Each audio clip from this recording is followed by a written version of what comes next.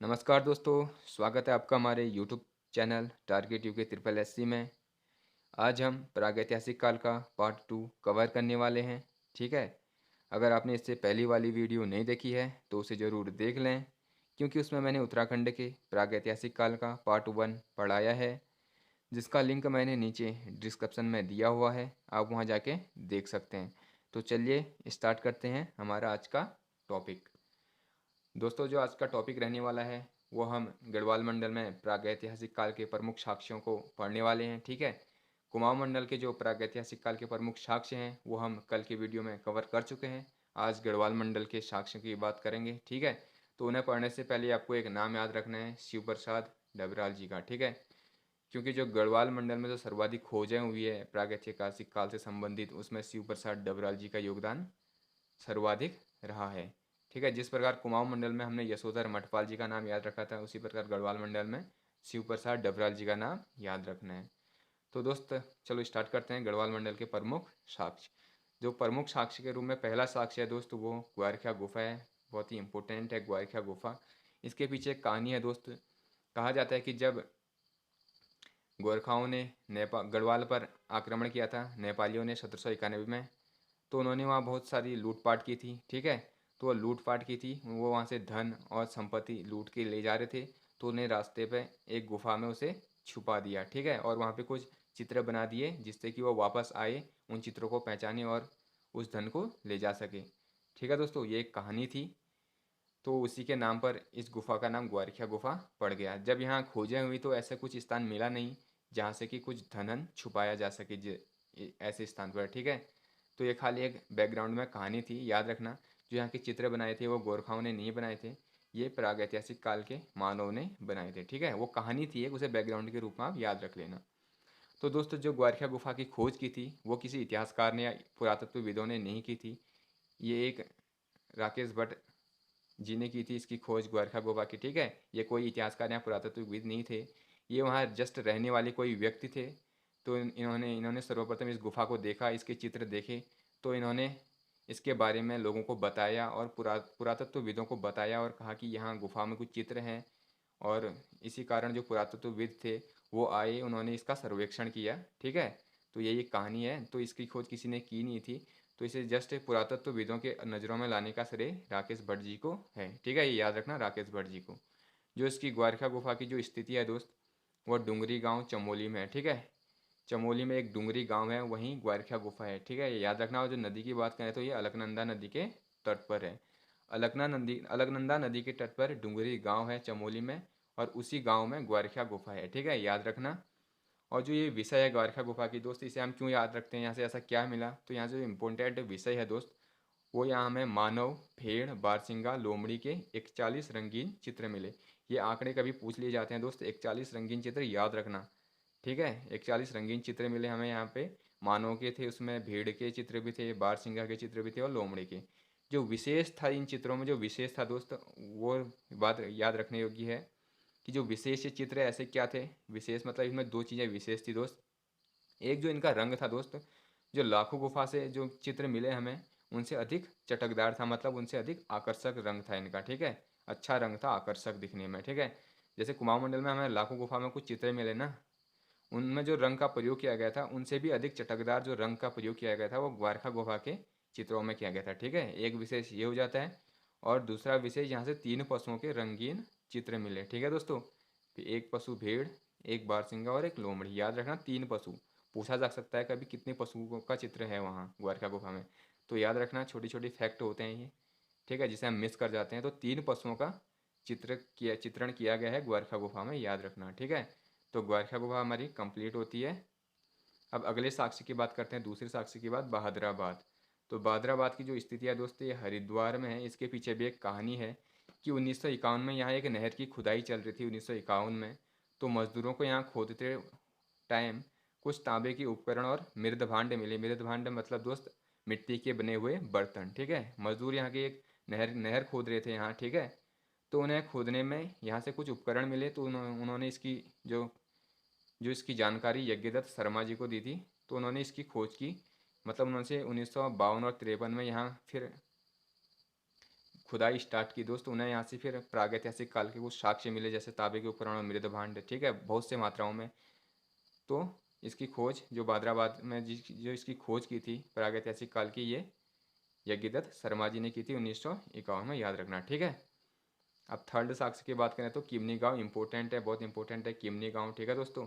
जो किमनी गांव की स्थिति है ये थराली के पास में है, ठीक है। पिंडारी पिंडारी पिंडर नदी के तट पर, पिंडारी ग्लेशियर से जो निकलती है पिंडर नदी, उसके तट पर है किमनी गांव, ठीक है, थराली के पास। मतलब थराली जो है दोस्तों वो एक तहसील है चमोली की, और उस तहसील के अंदर एक गांव है किमनी गांव, ठीक है, याद रखना। तो यहाँ का जो विषय है दोस्त, किमनी गांव में जो चीज़ें मिली है वो है सफ़ेद रंग से चित्रित हथियार एवं पशुओं के शैल चित्र। पशुओं के शैल चित्र तो हर जगह से मिले हैं दोस्त, ये उतना इम्पोर्टेंट नहीं है। जो इम्पोर्टेंट है किमनी गांव में वो है हथियारों के चित्र, ठीक है, क्योंकि हथियारों के चित्र हर जगह से नहीं मिले हैं। जैसे हमने कुमाऊं मंडल के साक्ष्यों के बारे में पढ़ा तो वह हमें कहीं पे हथियारों के चित्र बनाए हुए नहीं दिखे थे, ठीक है।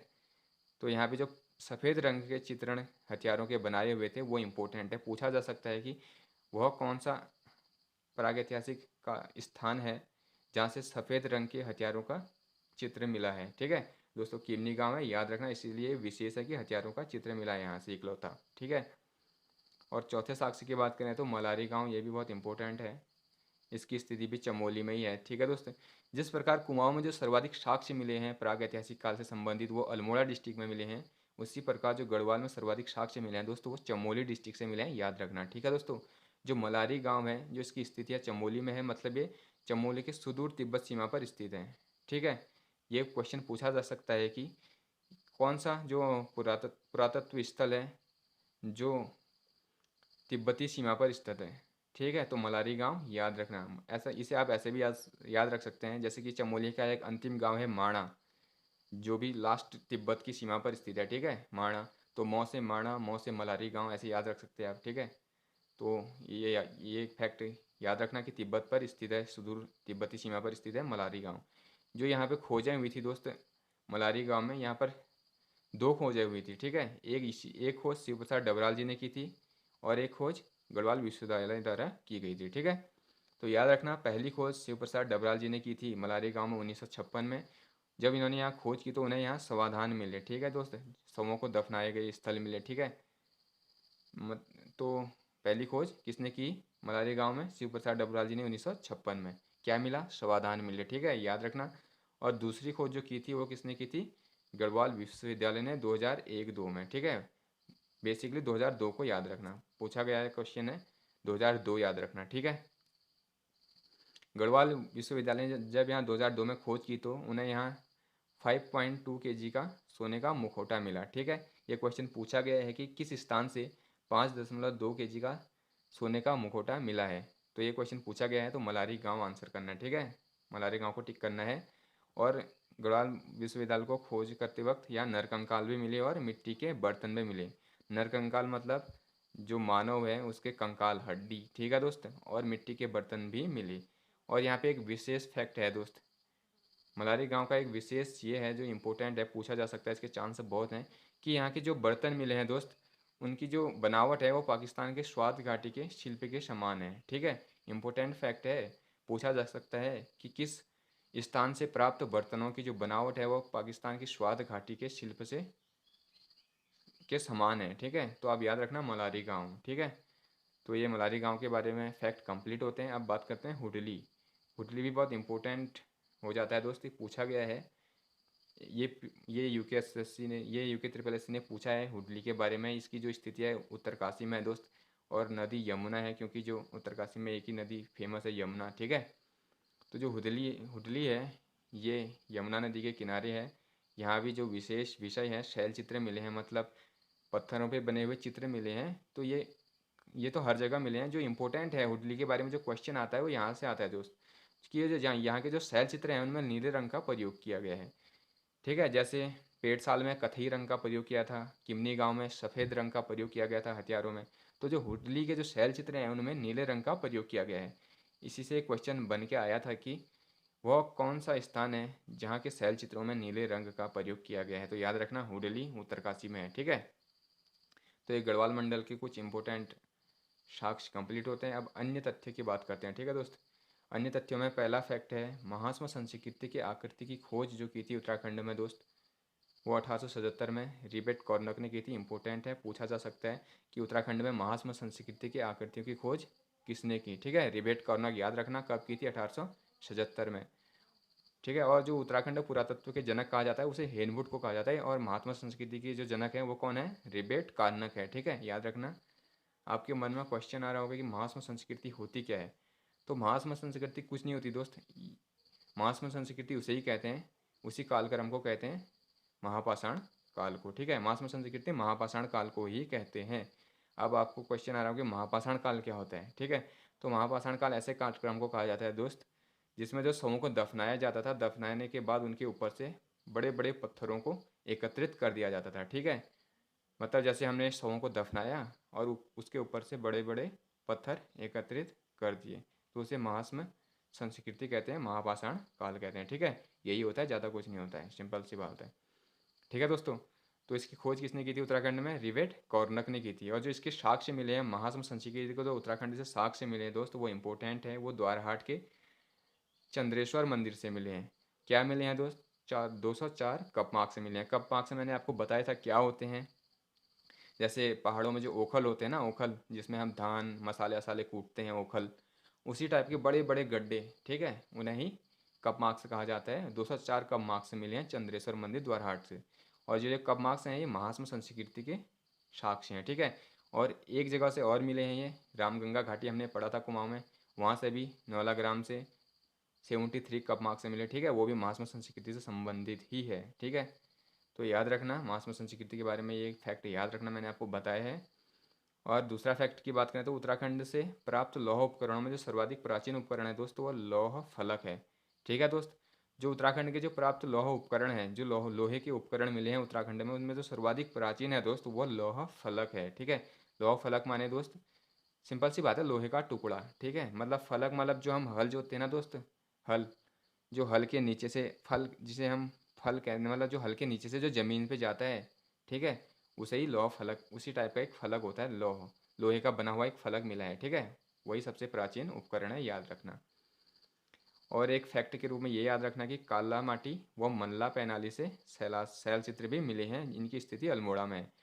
पूछा जा सकता है कि जो काला माटी और मल्ला पैनाली जो साक्ष्य हैं जहाँ से शैल चित्र मिले हैं, ये कहाँ हैं। ठीक है दोस्त, अल्मोड़ा में, याद रखना, काला माटी और मल्ला पैनाली याद रखना। और इम्पोर्टेंट जो इनमें से है, सर्वाधिक जो इम्पोर्टेंट लगता है मुझे, वो नैनी पातल है। ठीक है, नैनी पातल नैनीताल, जहाँ से 5 तांबे के मानव चित्र मिले हैं 1999 में। पूछा गया क्वेश्चन है दोस्त, बहुत ही इंपॉर्टेंट है कि 5 तांबे के मानव चित्र कहाँ से मिले हैं, नैनीताल से, और कब मिले हैं, 1999 में, हाल ही में मिले हैं। ठीक है, जिस प्रकार बनकोट से मिले थे दोस्त 8 मानव चित्र मिले थे ना तांबे के बनकोट से, उसी प्रकार नैनी पातल नैनीताल से भी 5 तांबे के चित्र मिले हैं मानव के। ठीक है, याद रखना, बहुत ही इंपॉर्टेंट है। और एक फैक्ट है खुटानी नाला, खुटानी नाला दोस्त नैनीताल में, ये याद रखना, खुटानी नाला। ठीक है, बस इसे जस्ट याद रखना, खुटानी नाला कहाँ है, नैनीताल में है। और एक पुरौला आता है दोस्त, पुरौला स्थान वेरी इंपॉर्टेंट है। पुरौला ये गढ़वाल मंडल में आता है। पुरौला जो इसकी स्थिति है ये उत्तरकाशी में है। ठीक है, और नदी यमुना नदी के तट पर है। ठीक है दोस्त, जैसे हुडली यमुना नदी के तट पर ही थी, ऐसे ही पुरौला भी यमुना नदी के तट पर है। यहाँ जो विशेष है, जहाँ से क्वेश्चन बनकर आया था दोस्तों पिछली बार कनिष्ठ सहायक में, वो ये आया था कि जो पुरौला के जो अभिलेख हैं, जो आलेख हैं, उनमें किस लिपि का प्रयोग किया गया है। तो याद रखना, पुरौला के जो आलेख हैं उनमें शंख लिपि का प्रयोग किया गया है, ये याद रखना। ठीक है, शंख लिपि। तो दोस्त यहाँ पे आज के हमारे पूरे फैक्ट कंप्लीट होते हैं। तो कल हम पढ़ेंगे उत्तराखंड के पूरा प्रजातियों के बारे में, जैसे कोल, किरात, खस। ठीक है दोस्त, और सौकाओं के बारे में भी पढ़ेंगे। तो कल की वीडियो भी इम्पोर्टेंट रहने वाली है। तो दोस्त आज का हमारा जो वीडियो है यहीं पे समाप्त होता है। कल मिलते हैं नेक्स्ट वीडियो के साथ। और आपको यह वीडियो पसंद आया तो इसे लाइक और मेरे चैनल को सब्सक्राइब ज़रूर करें, और साथ में बेल आइकन भी प्रेस कर लें, जिससे मेरी हर वीडियो का नोटिफिकेशन आप तक सबसे पहले पहुंचे। तो दोस्तों चलते हैं इस वीडियो के साथ, मिलते हैं कल नेक्स्ट वीडियो के साथ।